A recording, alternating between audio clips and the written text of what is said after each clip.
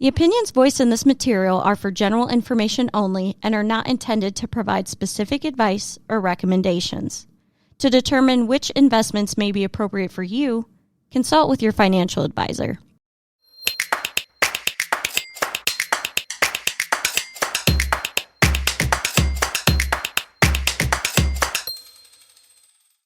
More older Americans are becoming renters. A recent report from Point2 Homes found that between 2013 and 2023, the number of renters who were 65 and older increased by 2.4 million.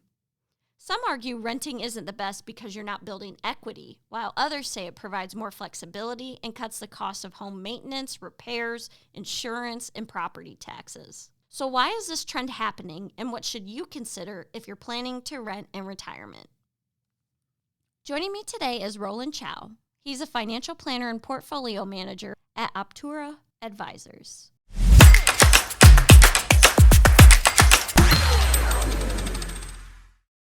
Why do you think people age 65 and older or retirees has become the fastest growing group of renters? Yeah, that's an interesting question. I think there's a confluence of a couple things. Number one is given the massive inflation that we've seen that started in 2022 and the increased expenses, people are actually really coming to terms with, gosh, I don't know if I have actually enough income in retirement. And then at the same time, I think from an investment standpoint, I think it's really a story for Americans. It's a story of haves and have-nots, right? The ones that have done well are the ones that have taken advantage of the technology outperformance in the past decade. But then at the same time, that is exactly the sector that suffered earlier this year with all the market volatility from the tariff news, right? Yeah. You also have Social Security now really not keeping up with inflation. I know they inflate Social Security, or they give a CPI increase in Social Security, but with Social Security, it's when they calculate CPI, the CPI statistic doesn't include food and energy. Well, what do we use every single day? Food and energy. And then there's also questions about the solvency of the Social Security program. And then the last thing is the medical expenses, including even Medicare. Those have been just, of course, along with inflation, just ballooning, right? So you have an increased cost. The market is a market of have and have-nots. And then I think people are really coming to terms, on the one hand, with how much money are they able to make it through retirement. And then you have also a lot of the retirees that are baby boomers right now. And so I think many of them are in a house-rich, potentially cash-poor situation. And so they're looking to unlock some of that equity. And I think the last part of this equation is that this is more of a emerging trend. It's sort of, I wouldn't say it's mainstream, it's more of a niche, but it is certainly an emerging trend where I think people are becoming much more flexible and mobile. Yeah. And nomadic in their, especially early years of retirement. And it's this concept of a nomadic retirement, or some, you might have heard the term called geo arbitrage, right? What if I could take my Social Security dollars and move to another state or move to another country even, and get more bang for that same Social Security dollar than here in America or in a high state like New York or California. And I think that's also driving some of this movement towards renting versus owning. Yeah, there's a lot of moving parts. Are you seeing this at all with your clients? Like, have you noticed this trend in your work at all? Not so much with my clients. I do see some of my clients moving to lower cost regions and states. Yeah. But I think the name of the game here is the same. I mean, they're looking to unlock the equity and value from, let's say, an expensive state where property values are also higher, have appreciated higher. They're looking to reduce expenses, and then they're going to, like, let's say, a lower cost state. In fact, I just had a client just move last month from California to the East Coast. and not New York. It's not New York. It's Yeah. actually another coast state that's much lower cost. And again, it's this concept of geo arbitraging, right? And versus the traditional, well, let's just retire or age in place, Yeah. in a high cost state. Yeah. So What are the risks of renting in retirement? Are there risks? I think the risk here is primarily you have well, I think there's three aspects, and the first one is with the home ownership. If you own a home, there are some interesting strategies where you can utilize the home equity, especially if you can tap into home equity and make it liquid. Like, for instance, a home equity line of credit or a reverse mortgage. I know historically reverse mortgages have had a bad name, but the whole program has gotten much better, and there's many providers and that provide that ethically, and it's a great facility, done the right way for the right person, Yeah. and with the right structure, right? I think the risk is you lose out on some of those where you can leverage some of those strategies. I think the second is the rising cost of renting. And that is typically when we look at a retiree's expense, the category of expenses. Of course, housing is the number one, more so than healthcare and food, vacation. So now imagine your largest category of expense potentially being subject to inflation, right?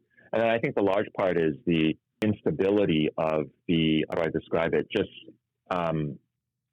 you may in a certain area that you're renting in, costs go up. Now you have to move, and then you don't have control in terms of how often how often you're going to move and where you're going to be moving to.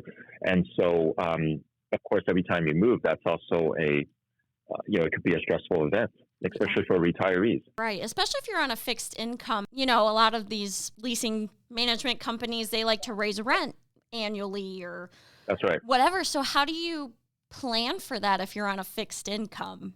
It seems to me like it would be more stressful. It is very stressful. I mean, I think the conventional idea is that you'd have to, number one, I mean, I'm just going to go back to sort of the foundational principles, lower your expenses, right? Yeah. So maybe moving to a lower cost region. The other way you could do it is you would have to, it would force the retiree to go back into market. You would have to try to get higher returns, but at the cost of, potentially higher risk, to be able to overcome that inflation factor.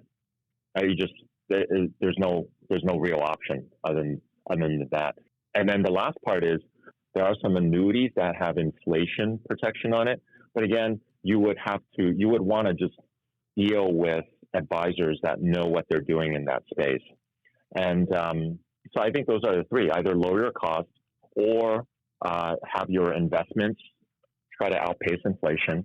And then with the investments outpacing inflation, whether you do it in a format where it's not principal protected in the market, or you try to do it in a structure where it's principal protected, but you just have to make sure the advisor knows what they're doing, because not all financial products or annuities are created the same. Right. So, how do you plan for this when you're doing just traditional retirement planning? Because you already have to worry about long-term care costs, which are a lot, and maybe even housing costs down the road, whether it be like in a nursing home or with your children or whatever the case may be. Do you think people should plan for the potential of having to rent in retirement, or how do you think it impacts traditional planning, if at all? So I'll just throw out a generalization, but I think in this area of planning, and actually for the way I do it and our firm does it, is everybody is a snowflake.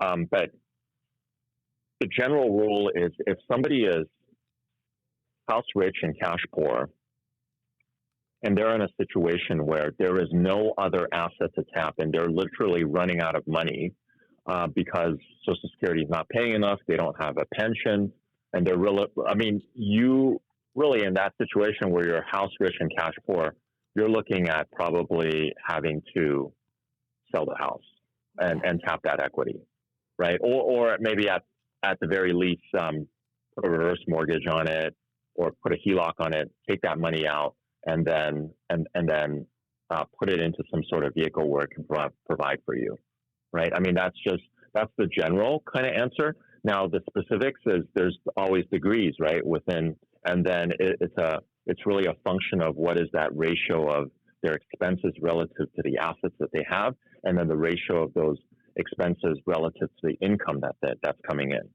So income and assets, because income and assets are interchangeable, and then it's really about those income and assets covering the expenses, right? So in these cases for families or individuals that are considering renting versus owning, that's what we do. We run these really advanced kind of mathematical, analytical scenarios, and to answer those kinds of strategic questions. And we do it in a way that's very precise, but at the same time without overwhelming the individual.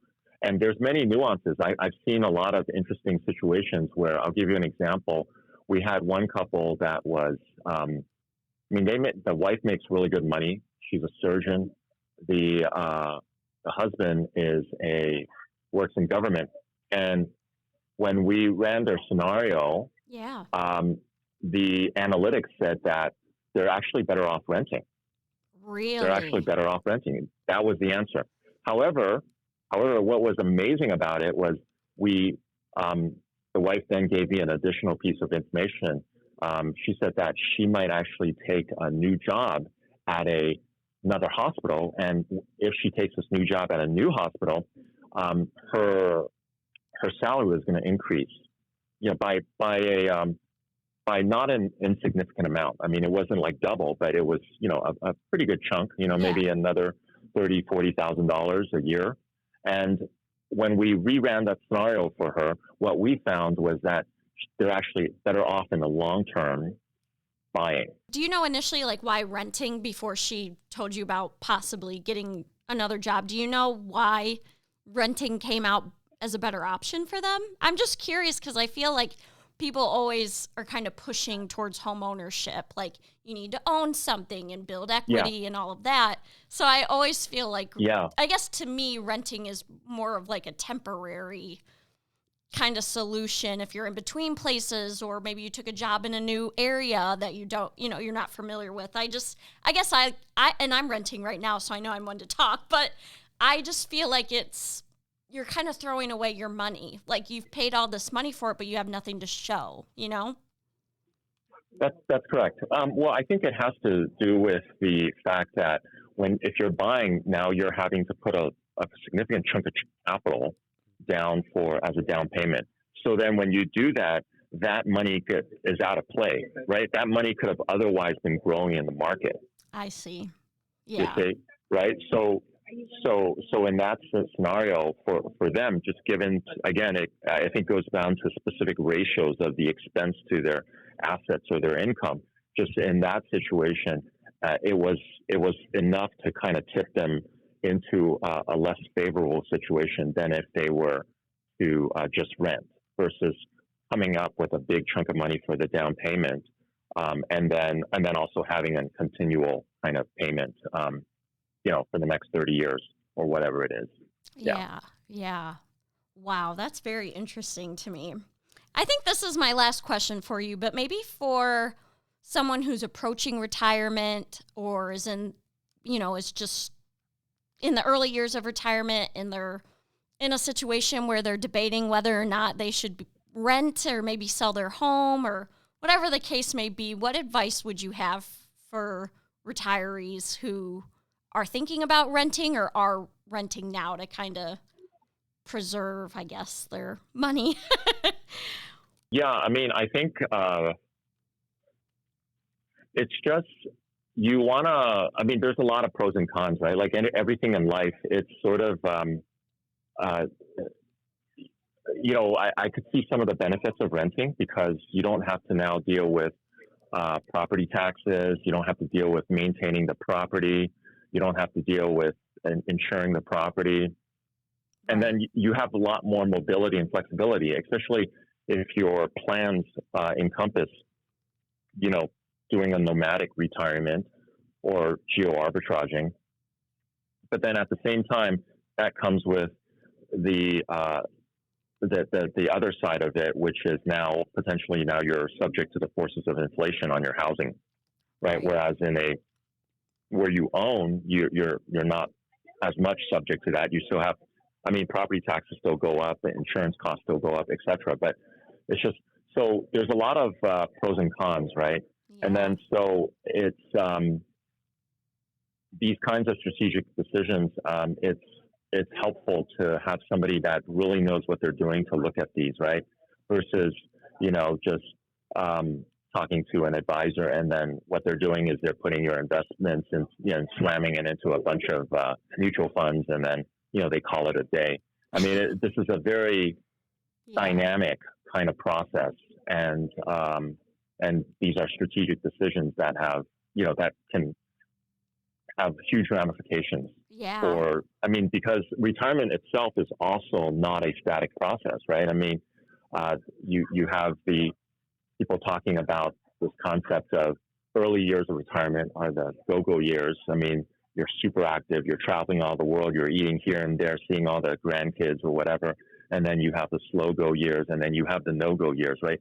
Each of those are different seasons of retirement. It comes with different ramifications. And so it has to be thought out, mapped out, and there's people, competent experts should be sought out for that kind of help.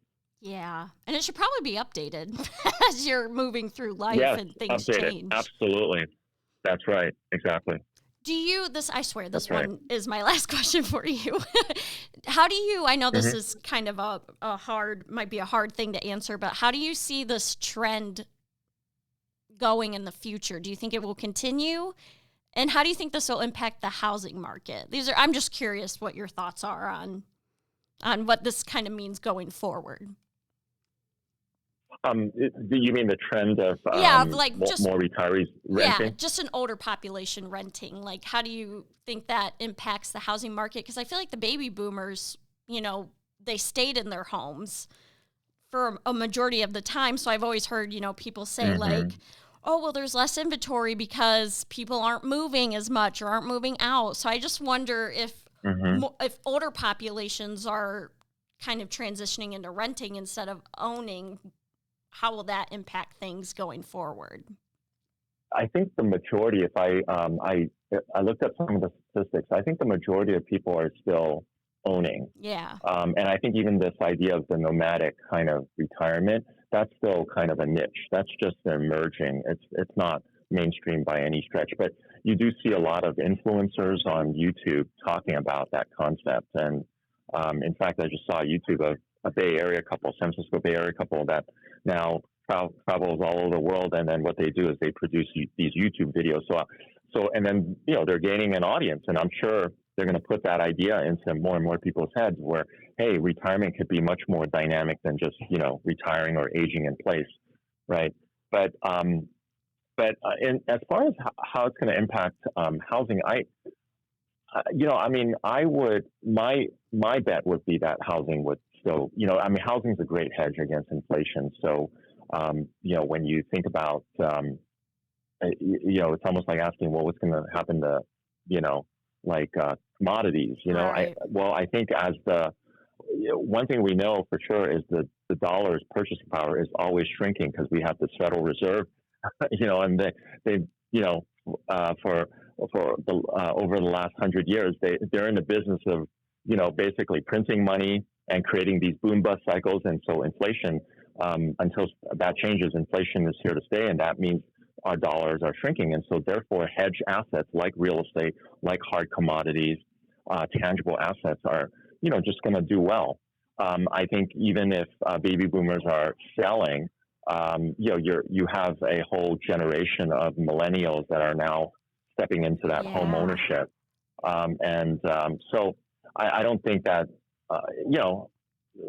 Yeah, that was kind of my aside line of from thinking. Was like, will it make it yeah. easier for younger people to step into that I space? well, I think it might, but I don't know that it's because the price point. I mean, yeah, we're probably going to see the price point reset here a little bit, because the real estate is softening, but I don't think we're going to go back to like the housing prices of in the Yeah. 2000s, right? I mean, housing prices are going to pull back, but so that's a better point of entry for some of the younger folks, millennials, to get a house. But at the same time, I think there's also going to be more financial innovations.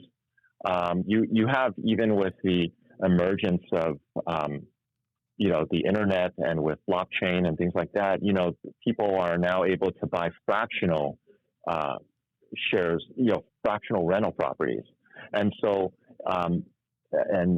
So I don't think it would be too long. I mean, well, actually, it already exists. I mean, people can buy maybe a home, and they would stay for it for a certain period of time, but then they share that home, they share that ownership, and therefore the usage of that home fractionally with maybe 3 or 4 other individuals or couples, right? I mean, it's just so you're going to have some of that innovation, which is going to be very interesting. Yeah. That there are different ways to get into ownership of real estate, for example. Yeah, it'll be interesting to see how it shakes out, for sure.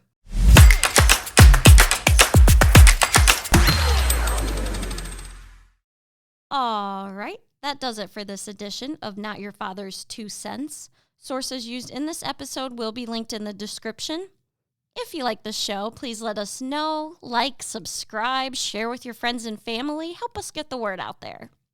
Thank you so much for listening, and I'll meet you back here next week.